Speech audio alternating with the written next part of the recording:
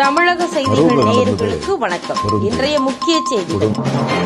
கரூர் விவகாரத்தை பொறுத்தவரை நாம் ஒரு விஷயத்தை புரிந்து கொள்ள வேண்டும். திரு விஜய் அவர்கள் மீது வழக்கு போட்டு அக்யூஸ் நம்பர் 1 அப்படின்னு அது கேஸே நிக்காதுங்கண்ணா. கொஞ்சமாவது சட்டம் தெரிந்த யாராக இருந்தாலும் கூட சொல்லுவாங்க, அவங்க நீங்க புக்கே பண்ண முடியாது. அல்லு அர்ஜுனுடைய கேஸ் ஹைதராபாத்ல இதேதான் ஆச்சு, அதேதான் நடக்கும். சும்மா இவங்களுடைய அரசியல் ஆசைக்காக கைது பண்ணலாம், ஒரு இரவு சிறையில வைக்கலாம், அடுத்த நாள் பெயில் கிடைச்சு 10 மணிக்கு வெளியே வந்துருவாங்க.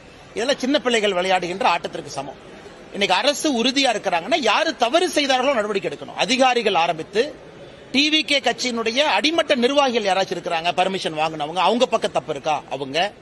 அதே போல அதிகாரிகளும் கூட பர்மிஷன் கொடுத்தவங்க சரியா கொடுத்தாங்களா, இவங்க தான் சம்பந்தப்பட்டவங்க. நிகழ்ச்சி அனுமதி கிடைத்த பிறகு நீங்க யார வேணாலும் கூப்பிடலாம். ஏன் முதலமைச்சர் போகக்கூடிய நிகழ்ச்சி எத்தனையோ இந்தியாவில் நடக்குது.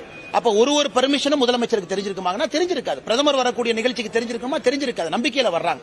அதனால முதல்ல இருந்து சொல்லுகின்றேன், தமிழக வெற்றி கழகத்தின் மீது தவறு இருக்கா, தவறுகள் இருக்கு. சில விஷயத்தை சரியா அவங்க செஞ்சிருக்கணும்.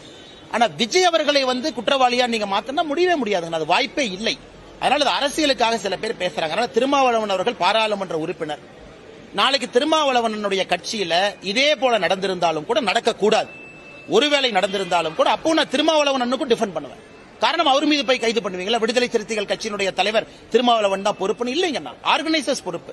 அதனால் திருமாவளவன் அவர்கள் இன்னைக்கு பாக்குறாரு, அவருடைய கட்சியிலிருந்து பெருமளவுல மக்கள் வெளியேறுவதை கண்கூட அவங்க பாக்குறாங்க, வேறு வேறு கட்சிக்கு போறாங்க.